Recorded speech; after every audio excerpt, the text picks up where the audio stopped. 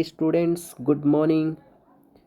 And today we are now going to start some important questions of HBSC 2024 in chemistry.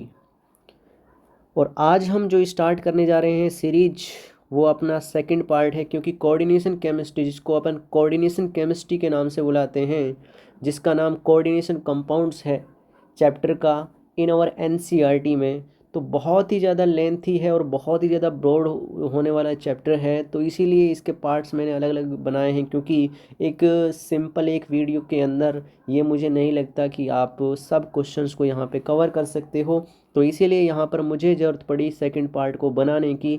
तो आप बने रहिए मेरे साथ, और अगर आपने मेरे चैनल को फॉलो नहीं किया है तो फॉलो कर लीजिए, सब्सक्राइब कर लीजिए, लाइक कर लीजिए, ये आप कर लीजिए ताकि आपको अपकमिंग वीडियोस का अपडेट मिलता रहे। और जो भी आपके लिए रिसेंटली अपडेटेड सिलेबस होगा board of school education Haryana Bhiwani का, वो आपके लिए यहाँ पर मैं प्रोवाइड करा सकूँ। तो आज हम जो सीरीज स्टार्ट करने वाले हैं मिशन 2024 की, उसमें आपका कोऑर्डिनेशन कंपाउंड का सेकंड पार्ट है और इम्पोर्टेंट क्वेश्चंस हैं जो आपको बिल्कुल भी स्किप नहीं करने हैं। तो अगर आप बिल्कुल एकदम सीरियस स्टूडेंट हो और आप चाहते हैं कि अपकमिंग जो 2020 एग्ज़ाम हो वो आपके फेवर में हो, तो बिल्कुल आप बड़े ध्यान से एक एक क्वेश्चन को पूरी तरीके से समझदारी के साथ करिए, ताकि आपका एग्ज़ाम के अंदर, आपके एग्ज़ामिनेशन हॉल के अंदर कोई भी एक सिंगल क्वेश्चन इनकरेक्ट ना हो। तो ज़्यादा ना भाषणबाजी करते हुए अपने राशन पे आते हैं, क्योंकि राशन की कमी होती है, भाषण की नहीं। तो राशन की तरफ आते हैं। तो इस लाइन के साथ अगर मैं उन आशिकों को कहना चाहता हूँ, क्योंकि 12th स्टैंडर्ड में आप पढ़ रहे हैं, तो आपको थोड़ा जुनून हो जाता है, थोड़ा खुमार चढ़ जाता है इश्कबाजी का, क्योंकि बगल में होती हैं सुंदर सुंदर कन्याएँ।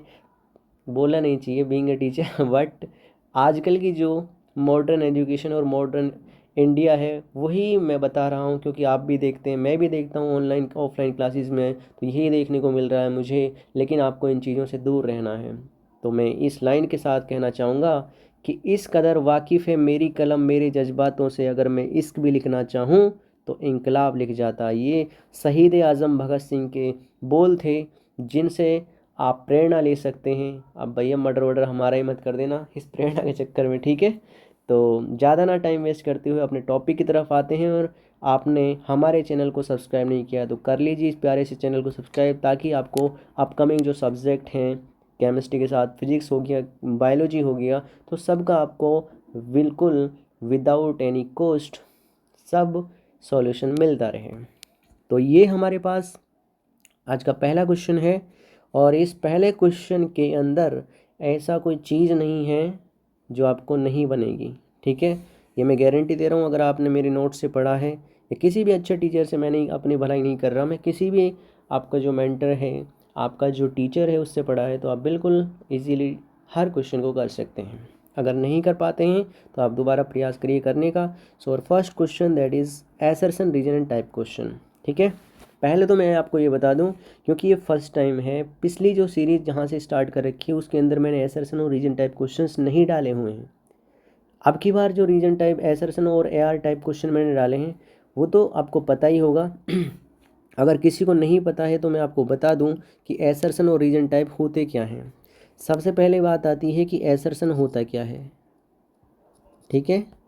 जिसको हिंदी में कोई भी बात बोली आपने, कोई भी तर्क बोला, कुछ भी तर्क बोल दी, कोई भी बात यहाँ पर बोल दी, अब बात बोली है तो उसका कुछ ना कुछ कारण भी रहा होगा, उसके पीछे कुछ कारण भी रहा होगा, रीजन।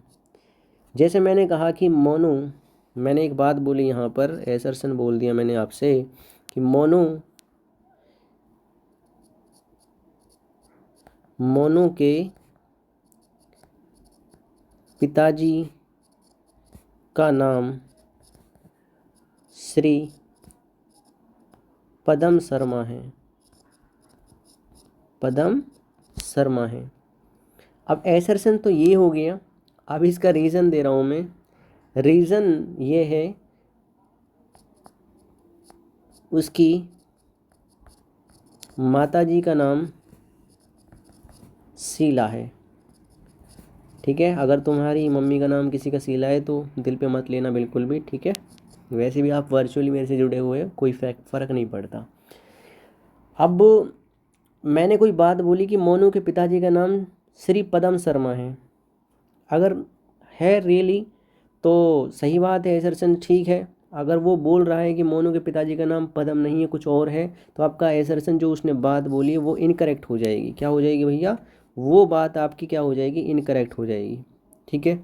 दूसरी चीज़ यहाँ पे सेकंड चीज़ है रीज़न। क्या है? रीज़न।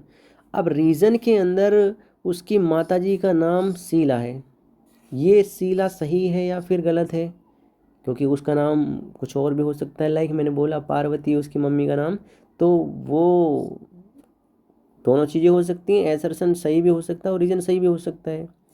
कारण आपको एसर्शन का सही एक्सप्लेनेशन दे रहा है या फिर नहीं दे रहा है, ये सबसे बड़ी चुनौती होती है एसर्शन और रीजन टाइप एआर टाइप के क्वेश्चंस में। मैं आपको क्लियर बता दूं, अब से पहले ये कॉम्पिटेटिव एग्जाम्स के अंदर इस टाइप के क्वेश्चन पूछे जाते थे, लेकिन रिसेंटली एचबीएससी भिवानी के द्वारा ये क्वेश्चन पूछे जा रहे हैं, तो इसीलिए मैं इनको बताना जा रहा हूँ। क्योंकि आपसे पहले बोर्ड के स्टूडेंट ने और वो भी इवन एचबीएससी के विद्यार्थियों, और वो भी एआर टाइप क्वेश्चन, ये तो किसी इतिहास में ही नहीं लिख सकता, तो कैसे लिख दिया इन्होंने, भगवान ही जाने।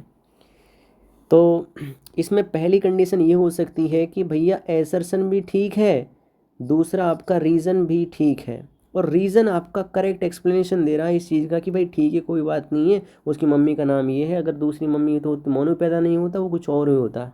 ठीक है। दूसरा ये है कि एसर्शन भी राइट है, रीज़न भी राइट है, लेकिन ये करेक्ट एक्सप्लेनेशन नहीं दे रहा है।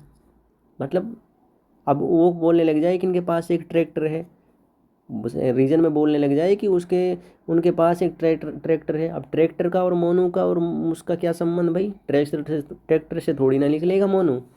समझ में आ रही है बात? तीसरा पॉइंट ये हो सकता है कि आपका जो एसर्शन है वो तो ठीक है, लेकिन जो उसने रीज़न दिया है वो क्या हो सकता है? गलत हो सकता है। लेकिन वो रीज़न है वो गलत हो सकता है। अगला आता है कि रीज़न तो आपका ठीक है, लेकिन आपका एसर्शन गलत है।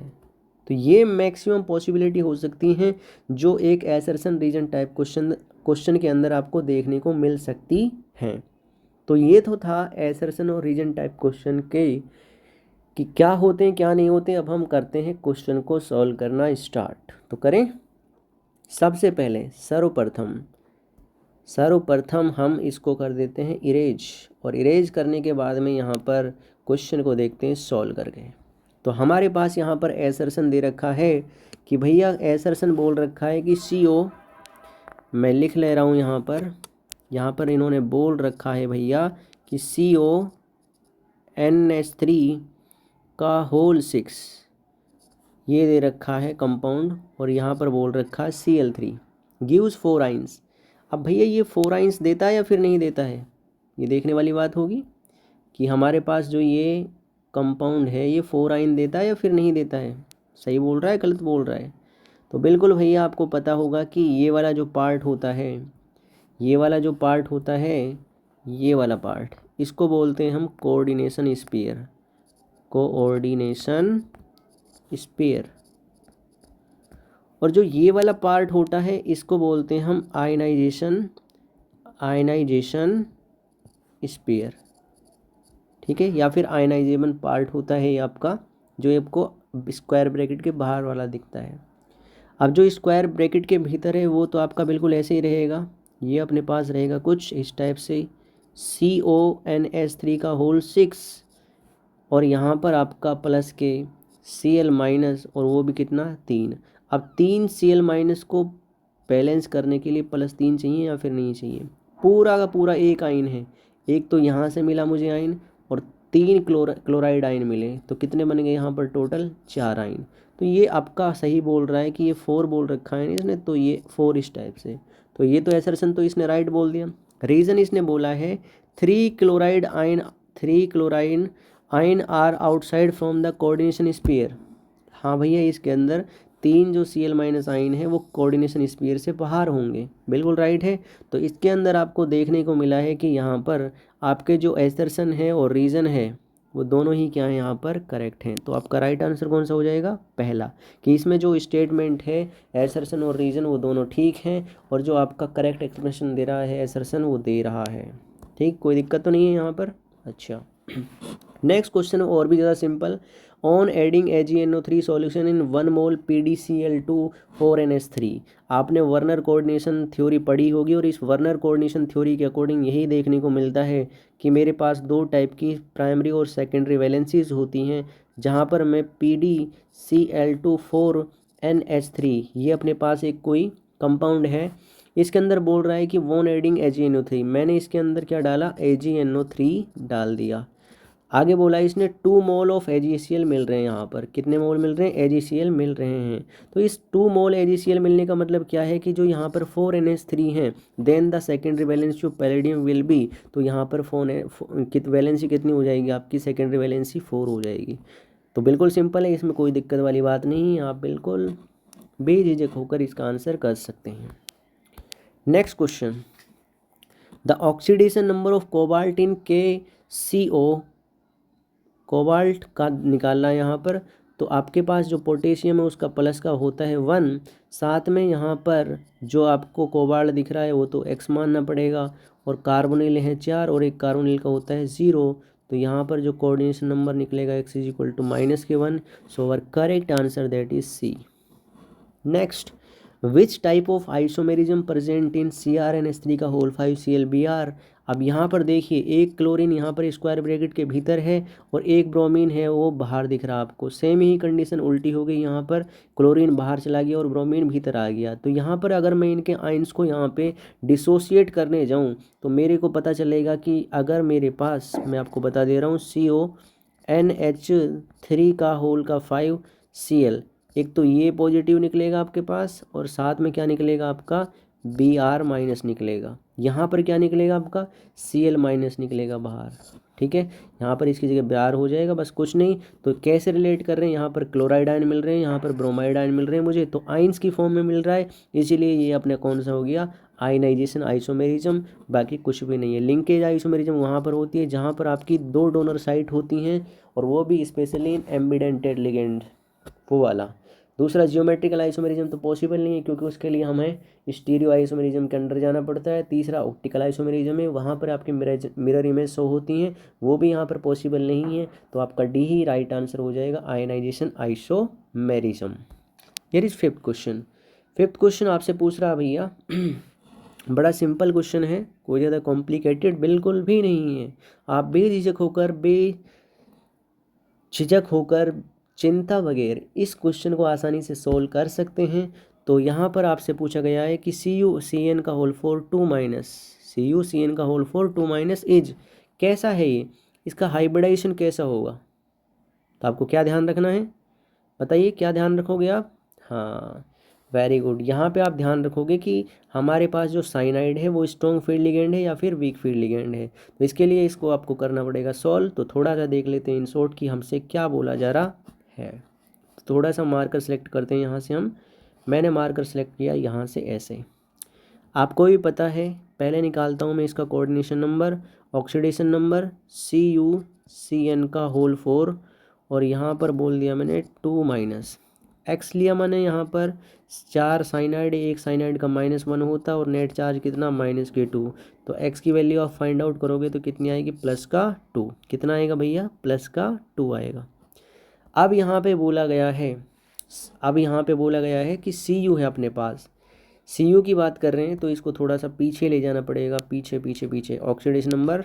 हाँ, थोड़ा सा स्पेस चाहिए मुझे, और स्पेस मुझे मिलेगा यहाँ पे देखते हैं इसको कैसे नहीं बनता ये क्वेश्चन। बिल्कुल शांतिपूर्वक, कोई आपको हेजिटेट होने की कोई आवश्यकता नहीं है, बिल्कुल आसान क्वेश्चन है। बस आपको थोड़ी सी ध्यान रखना है जो चीज़ें मैं बता रहा हूँ। आपको पता है कॉपर, यहाँ पर क्या था आपका, ये कॉपर था। यहाँ से ऐसे इरेज करते हैं और अब लिखना स्टार्ट करते हैं। यहाँ से सेलेक्ट हो जाना, कॉपर CN4 और ये 2 माइनस। मुझे ऑक्सीडेशन नंबर मिला, यहाँ पे थोड़ा सा स्टॉप करना पड़ेगा। एक बार